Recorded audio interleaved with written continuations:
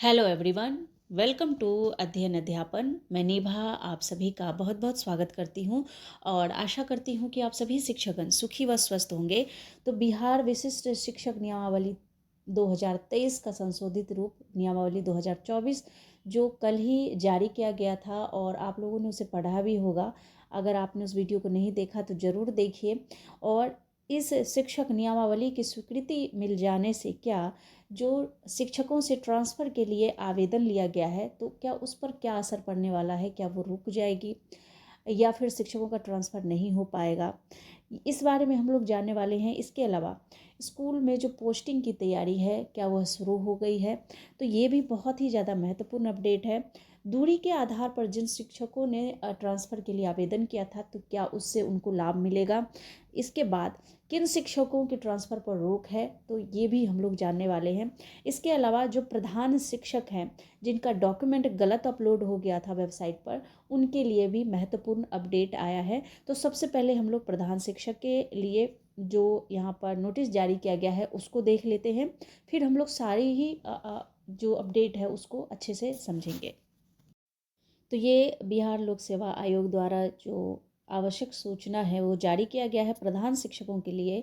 तो विज्ञापन संख्या जो है आपका 25/2024, इसके अंतर्गत प्राथमिक विद्यालय में प्रधान शिक्षकों के पद पर नियुक्ति हेतु लिखित प्रतियोगिता परीक्षा में अंतिम रूप से सफल अभ्यर्थियों में से कतिपय अभ्यर्थियों द्वारा आयोग के पोर्टल पर अपना वांछित प्रमाण पत्र या कागजात गलत अपलोड कर देने के कारण काउंसलिंग में कठिनाई होने संबंधित सूचना शिक्षा विभाग बिहार द्वारा अपने पत्रांक संख्या इतना और दिनांक 19/12/2024 द्वारा आयोग को दी गई है। उक्त के आलोक में वैसे अभ्यर्थी जिनके द्वारा अपना वांछित प्रमाण पत्र या कागजात अपलोड नहीं किया गया है वे दिनांक 21/12/2024 से 24/12/2024 तक पुनः आयोग के पोर्टल पर वांछित प्रमाण पत्र कागजात अपलोड करेंगे।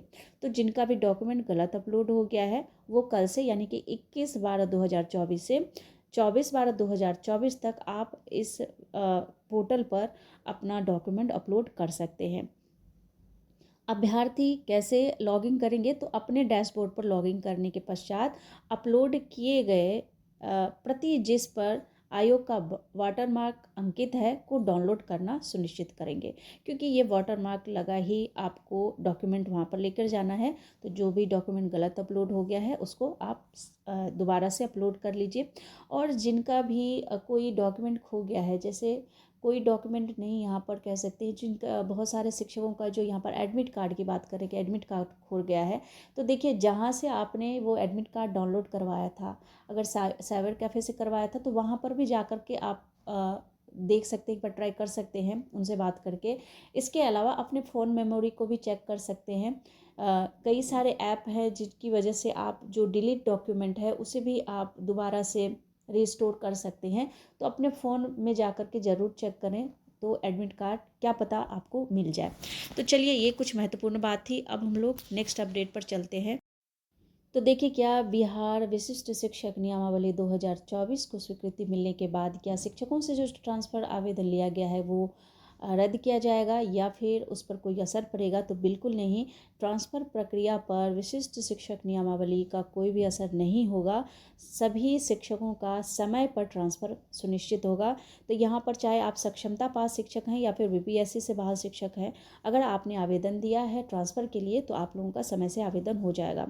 अब यहाँ पर ये कहा गया है कि जिन शिक्षकों ने भी ट्रांसफ़र के लिए आवेदन किया है, उनके आवेदन की जांच की जाएगी कि क्या उन्होंने जो रीज़न बताया है वो सही है, और यहाँ पर उसके बाद उनका तबादला किया जाएगा और उसके बाद स्कूल आवंटन जो है वो यहाँ पर पहले से शुरू है। तो ऐसा कुछ यहाँ पर डेट दिया गया है। आवेदन के जांच के बाद जो है सॉफ्टवेयर से इसी महीने यानी कि 31 दिसंबर तक स्कूल आवंटन की जो प्रक्रिया है वो पूरी हो जाएगी। तो स्कूल आवंटन की जो प्रक्रिया है वो शुरू है। और यहाँ पर देखिए, जनवरी के फर्स्ट वीक में नए स्कूलों में पोस्टिंग की तैयारी शुरू हो जाएगी। तो जनवरी 2025 में ही आपका जो है फर्स्ट वीक में ही पोस्टिंग की तैयारी शुरू होगी। और जिन्होंने नहीं किया है आवेदन उनका नहीं होगा ट्रांसफ़र। तो जिन शिक्षकों ने आवेदन नहीं किया है तो ज़बरदस्ती उनका ट्रांसफ़र नहीं किया जाएगा। तो यहाँ पर ज़बरदस्ती ट्रांसफ़र पर रोक है। जिनको भी ट्रांसफ़र चाहिए होगा उन्होंने आवेदन किया होगा। नियमावली की स्वीकृति मिलने से सिर्फ जबरन ट्रांसफ़र पर अब लगेगी रोक। जो जहाँ है वहाँ रहकर कर सकेंगे अब नौकरी। अब आप जहाँ जिस स्कूल में काम कर रहे हैं वहीं पर आप काम कर सकते हैं और तबादले के लिए आवेदन करने वाले शिक्षकों का ट्रांसफ़र नहीं होगा प्रभावित। तो यहाँ पर आपने देख लिया। उसके बाद देखिए, जो गंभीर बीमारी से यहाँ पर पीड़ित है शिक्षक, ऐसे शिक्षकों की बात की गई है कि गंभीर बीमारी, दिव्यांग, विधवा, तलाकशुदा, पति पत्नी, महिला का ट्रांसफ़र तय बीपीएससी और सक्षमता पास दोनों में सेम कंडीशन लागू होगा। तो यहाँ पर कंडीशन जो है कोई ये नहीं है कि सक्षमता के लिए अलग से कंडीशन होगा और बीपीएससी के लिए अलग, सेम कंडीशन है। इन सभी शिक्षकों का जो ट्रांसफ़र है वो होना तय है। तो जो भी गंभीर बीमारी या दिव्यांग या फिर कोई शिक्षिका विधवा हैं या तलाकशुदा हैं या पति पत्नी डिस्टेंस प्रॉब्लम है, इन सभी शिक्षकों का जो है ट्रांसफ़र होगा ही होगा। तो आप लोग खुश हो सकते हैं।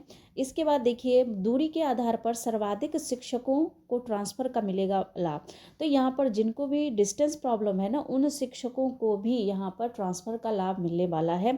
तो ये पूरा अपडेट है आपके ट्रांसफ़र से संबंधित।